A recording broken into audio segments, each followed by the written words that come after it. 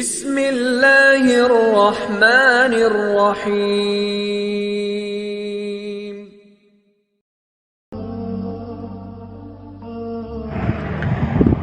اعوذ باللہ من الشیطان الرجیم، بسم اللہ الرحمن الرحیم۔ اللہم صلی علی سیدنا محمد وعلی آل سیدنا محمد وبارک وسلم علیہ۔ کتاب ریاض الصالحین، باب الصدق، حدیث نمبر 61 یہاں سے آج ہم نے مطالعہ کرنا ہے۔ اس سے پہلے پچھلے سال ہم حدیث جبرائیل تک ہمارا سبق ہو گیا تھا، اور آج ہماری اگلی حدیث ہے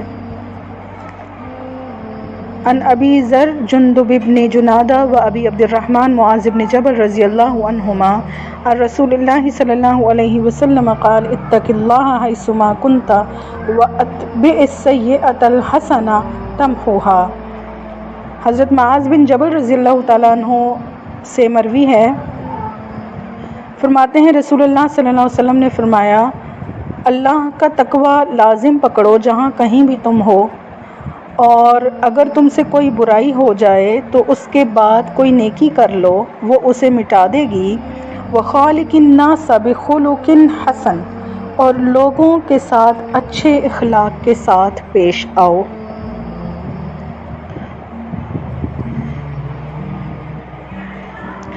اس حدیث کا جو مفہوم ہے وہ قرآن پاک کی آیت سے ریلیونٹ ہے، جیسے قرآن پاک میں آیت ہے ان الحسنات یذہبن السیئات، کہ بے شک نیکیاں برائیوں کو مٹا دیتی ہیں۔ یعنی کوئی بھی نیک کام جب ہم کرتے ہیں وہ تو وہ ایک برائی کے لیے ایک اریزر کا کام کرتا ہے۔ اور احادیث مبارکہ قرآن مجید ہی کی تفسیر اور تشریح ہوتی ہیں، اور یہ ایک بڑا لطیف سا پہلو ہے کہ احادیث مبارکہ کے اندر آپ کو ہر حدیث قرآن پاک کی کسی نہ کسی آیت سے ریلیونٹ ملتی ہے۔ البتہ وہ ریلیونس دیکھنا سمجھنا وہ ہر ایک کا کام نہیں ہے، وہ ایک باریک علم ہے، اور یہ بڑا لطیف اور بڑا دلنشین علم ہے کہ جب آپ دیکھتے ہیں کہ نبی علیہ السلام کے اقوال قرآن مجید ہی کی تفسیر اور تشریح بن کے جو ہے نا ہمارے سامنے موجود ہوتے ہیں۔ آج کی ہماری جو دو حدیثیں ہیں جو ہم پڑھیں گے، تو ان دونوں کے اندر کچھ ایسے گولڈن پوائنٹس ہیں، کچھ ایسی گولڈن تعلیمات ہیں کہ جن کی گہرائی کے اندر انسان سوچے تو انسان کے دنیاوی معاملات اور اخروی معاملات دونوں ہی محاذوں پہ انسان ایک جنگ لڑ رہا ہوتا ہے ہر وقت، تو دونوں کے لیے بڑے ہی قیمتی اصول ہیں، بڑی زبردست تربیت ہے اس کے اندر۔ پہلے پوائنٹ پہ غور و فکر کرتے ہیں۔ سب سے پہلے نبی علیہ السلام نے کیا فرمایا؟ اتق اللہ حیثما کنت، کہ جہاں کہیں ہو اللہ کا خوف رکھو۔ اب یہ اتنا جامع ترین جملہ ہے۔ انسان مختلف احوال میں ہوتا ہے، کبھی اپنے گھر میں ہوتا ہے، کبھی لوگوں کے مجمع میں ہوتا ہے، کبھی تفریح گاہ پہ ہوتا ہے، کبھی بازاروں میں ہوتا ہے۔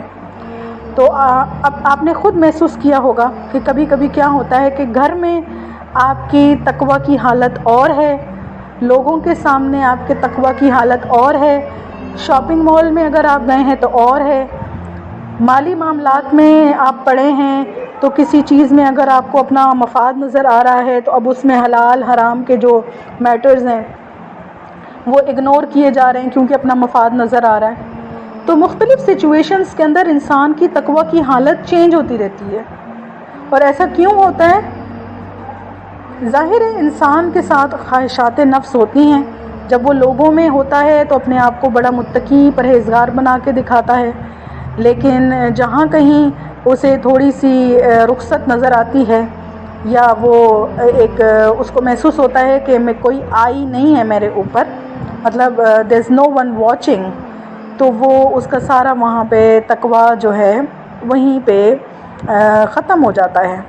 اس لیے جہاں کہیں بھی تم ہو اللہ کا تقوی اختیار کرو۔ یہ جو اندر کا ڈر ہے نا، یہ جو انر کانشسنس ہے، یہ اتنی قیمتی ہے کہ انسان کو نیکیوں کے اوپر صرف اور صرف یہی ایک باطنی عنصر ہے جو انسان کو قائم رکھ سکتا ہے. ادروائز دنیا کی کوئی طاقت انسان کو برائیوں سے نہیں روک سکتی. کوئی لا، کوئی قانون، کوئی حکومت انسان کو برائی سے نہیں روک سکتی جب تک کہ اس کے اپنے اندر اللہ کا خوف نہ ہو، آخرت کا خوف نہ ہو، آخرت کی فکر نہ ہو. دوسری چیز ارشاد فرمائی وَأَتْبِعِ السَّيِّئَةَ الْحَسَنَةَ تَمْحُوهَا. اب دیکھیں یہ کتنا خوبصورت اور نادر جملہ ہے، کامل جملہ ہے. ہم عام طور پہ لوگوں سے کتنے کمزور جملے سنتے ہیں، کتنی کمزور باتیں سنتے ہیں. فلاں کو دیکھو مدرسے جاتی ہے پھر بھی جو ہے نا وہ ایسا کام کرتی ہے، فلاں کو دیکھو عالمہ بن گئی پھر بھی وہ اس کی یہ برائی نہیں ختم ہو رہی، فلاں کو دیکھو حافظہ ہے پھر بھی اس کی یہ برائی نہیں چھوٹ رہی. تو یہاں ایسا کچھ فرمایا ہی نہیں کہ تم میں برائی ہونی ہی نہیں چاہیے، تمہیں پاک صاف ہونا چاہیے، تم سے کیسے غلطی ہو سکتی ہے، تم سے کیسے گناہ ہو سکتا ہے. ایسا کچھ نہیں فرمایا، بلکہ کیا فرمایا، جب بھی تم سے کوئی غلطی ہو جائے اس کے بعد کوئی نیکی کر لیا کرو، وہ اسے مٹا دے گی. اٹ مینس کہ انسان کی نیچر ہے، ہر انسان، ہر آدمی، کل بنی آدم خطاؤن، ہر بنی آدم، ہر آدم کی اولاد کیا ہے، خطا کار ہے. لیکن سب سے اچھے خطا کار وہ ہیں جو خطا کے بعد توبہ کر لیتے ہیں. تو گناہ کرنے کے بعد ایک تو یہ چیز کہ انسان توبہ کرے، اور دوسرا سٹیپ کیا ہے کہ کوئی نیکی کر لے. انسان سے کوئی غلطی ہو گئی ہے، کوئی نیکی کر لے، وہ نیکی اس گناہ کو مٹا دے گی. تو ہم نے دیکھا، ہم ابھی دورہ قرآن میں تفسیر پڑھ رہے تھے تو تفسیر میں ہم نے ایسے واقعات دیکھے نا کہ جس میں تھا کہ کسی سے کوئی بات ہو گئی تھی، کسی صحابی سے کوئی خطا ہو گئی، تو وہ نبی علیہ السلام کی خدمت میں حاضر ہوئے تو انہوں نے کہا کہ یا رسول اللہ صلی اللہ علیہ وسلم مجھ سے یہ معاملہ ہو گیا ہے، تو میرا فلاں باغ جو ہے مجھے اپنے سارے مال میں سب سے زیادہ محبوب ہے، میں اسے اللہ کے راستے میں صدقہ کرتا ہوں اس برائی کے کفارے کے طور پہ جو مجھ سے ہو گئی ہے. وَخَالِقِ النَّاسَ بِخُلُقٍ حَسَنٍ. تیسری چیز کیا ارشاد فرمائی کہ لوگوں سے اچھے اخلاق سے پیش آؤ. اب یہ بھی ایک گولڈن جملہ ہے.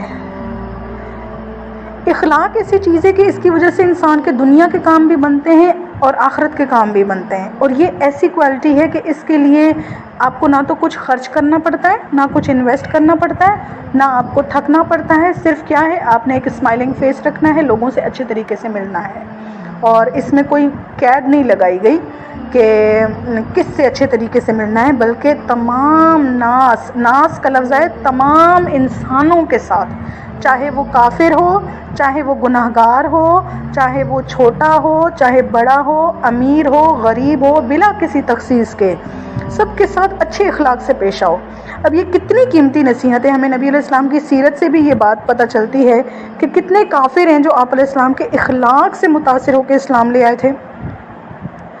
تو انسان کی شخصیت کے اندر کبھی کبھی ایک جو کمزور شخصیت ہوتی ہے اس کے اندر کیا ہوتا ہے کہ جن لوگوں سے اپنے کوئی مفاد وابستہ ہوتے ہیں، یا کوئی ہائی پوزیشن والے بندے ہیں، امیر ہیں کوئی، اور ان کے پاس سوشل سٹیٹس ہے، تو ان سے تو بہت اچھے اخلاق سے ملے گا. جو غریب مسکین اس طرح کے لوگ ہیں جو سوشلی اس سے کم تر ہیں، تو ان سے اس کا اخلاق خراب ہو جائے گا. یا کوئی دین میں اگر شدت پسند ہوگا تو وہ کیا کرے گا کہ کسی دوسرے فرقے والے سے یا کافروں سے یا گناہ گاروں سے اچھے طریقے سے پیش نہیں آئے گا. جس کو تقویٰ کا بخار چڑھا ہوتا ہے اور جو اپنے آپ کو بڑا متقی پرہیزگار ٹچ می ناٹ قسم کا بندہ ہوتا ہے، تو اس کو تو اپنے سوا باقی سارے جہنمی لگ رہے ہوتے ہیں. تو اس جملے کے اندر کیا ارشاد فرمایا کہ لوگوں کے ساتھ اچھے اخلاق سے پیش آؤ. اور اچھا اخلاق اس سے لوگوں کے دل فتح ہوتے ہیں، لوگ آپ کے قریب آتے ہیں، لوگ آپ کی بات سنتے ہیں، اور اس سے انسان کے کئی دنیاوی کام بھی نکلتے ہیں، اخروی کام بھی نکلتے ہیں. کتنی بار ہم نے دیکھا ہے ایک انسان ہے جس کی زبان اچھی ہے، اگرچہ باقی چاہے جیسا بھی ہو، زبان اچھی ہے، ہر بندہ اس کو لائک کر رہا ہوتا ہے، اور ایک بندہ ہے دل کا بڑا اچھا ہے لیکن زبان کا خیال نہیں رکھتا اور اخلاق اس کے اچھے نہیں ہیں. ویسے جینون بندہ ہے لیکن اخلاق اچھے نہیں ہیں تو اس کی پوزیشن ہر جگہ پہ خراب ہوتی ہے اور لوگ اس کو اوائڈ کر رہے ہوتے ہیں, لوگ اس سے نالاں ہوتے ہیں, ناراض ہوتے ہیں. تو یہ اخلاق, نبی علیہ السلام نے ایک مقام پہ یہ بھی فرمایا کہ میں بھیجا ہی گیا ہوں لمکارم الاخلاق, اخلاق کو بہتر کرنے کے لیے. جیسے ابھی مثال کے طور پہ ابھی مجھ سے کوئی خاتون ملنے آئیں جو مجھ سے عمر میں بہت بڑی ہیں, دورہ قرآن کے دنوں میں وہ آتی رہیں لیکن دورہ قرآن میں مصروفیت بہت زیادہ تھی. ایک دن جب وہ آئیں تو میری طبیعت ٹھیک نہیں تھی, میں نے ان کو بیان شروع تھا تو وہ آئیں, میں نے ان کو دیکھا لیکن جب میں اٹھ کے گئی تو وہ میرے ذہن سے نکل گیا تھا کہ وہ بیٹھی ہوئی ہیں کیونکہ بہت رش ہوتا تھا. تو میں سیدھا, میری طالبات مجھے آفس میں لے گئیں. تو جب میں آفس میں گئی تو ان سے ملاقات نہیں ہو سکی, طالبات نے ان کو باہر سے ہی منع کر دیا کہ آج باجی سے ملاقات نہیں ہو سکے گی. بہرحال وہ چلی گئیں. آج پھر وہ آئیں تو جب انہوں نے مجھے دیکھا تو انہوں نے کہا آپ تو وزیر اعظم بن گئی ہیں, آپ سے تو ملنا مشکل ہو گیا.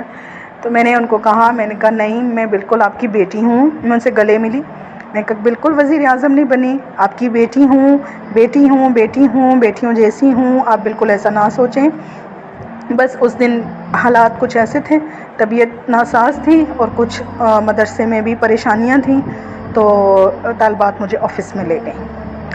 تو یہ وجہ تھی. پھر میں نے ان کو بٹھایا ساتھ, 3-4 گھنٹے گپ شپ رہی, کھانا وانا ہم نے کھایا, بہت اچھے طریقے سے ان سے ملی تو بڑی خوش ہو کے وہ گئیں. تو ایسا ہوتا ہے کبھی انسان, اللہ تعالیٰ آپ کو پوزیشن دے دیتے ہیں, آپ کو کامیابی دے دیتے ہیں اور لوگ آپ کے پاس اپنی حاجتیں لے کر آتے ہیں, لوگ آپ کے پاس مختلف لوگ آپ سے ملنا چاہتے ہیں, لوگ آپ کی توجہ چاہتے ہیں. تو اس صورت میں بھی لوگوں کو ٹائم دینا, لوگوں کے ساتھ پراپرلی ملنا, یہ سب ضروری ہے. نہیں تو اس چیز کی بہت کمی دیکھنے میں آئی ہے طالبات کے اندر کہ جی بڑی آسانی سے ہم کسی کی تحقیر کر دیتے ہیں اور ہمیں محسوس بھی نہیں ہوتا.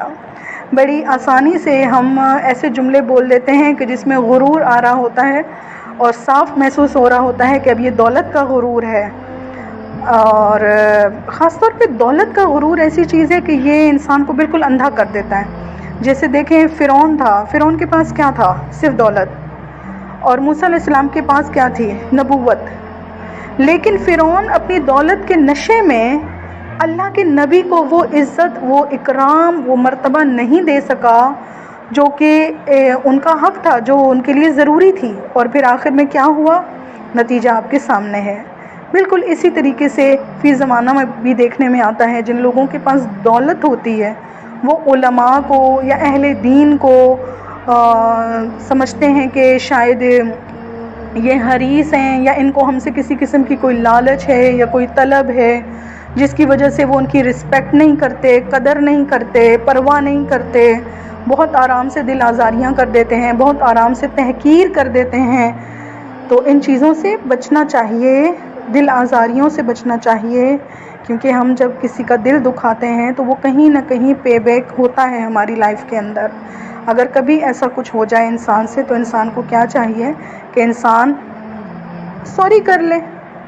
ایک تو انسان کی جو سب سے ایک دورہ قرآن میں بھی ہم نے جس پوائنٹ پہ بات کی تھی کہ اللہ تعالیٰ کو کون لوگ پسند ہیں, وہ جو اپنی غلطی کا اعتراف کریں اور اعتراف کر کے پھر اس کو درست کر لیں. اپنی غلطی کو نہ ماننا, اپنی غلطی پہ اڑے رہنا اور اپنے آپ کو ڈیفینڈ کرنا, یہ منافقین کی صفات ہیں. مومن کی صفات کیا ہے؟ غلطی ہو گئی ہے, سوری کر لو, ایکسکیوز کر لو, بندوں کے حق میں ہوئی ہو, اللہ کے حق میں ہوئی ہو, سوری کر لو, بات ختم کرو. تو یہ آج کی ہماری ایک حدیث مکمل ہو گئی ہے. پوسٹ میں ہماری 2 حدیثوں کی پوسٹ بنی تھی لیکن ایک ہی حدیث میں کافی ساری تشریح ہو گئی ہے, تو میرا خیال ہے کافی ہے. اگلی حدیث ہم انشاءاللہ نیکسٹ کلاس میں کریں گے.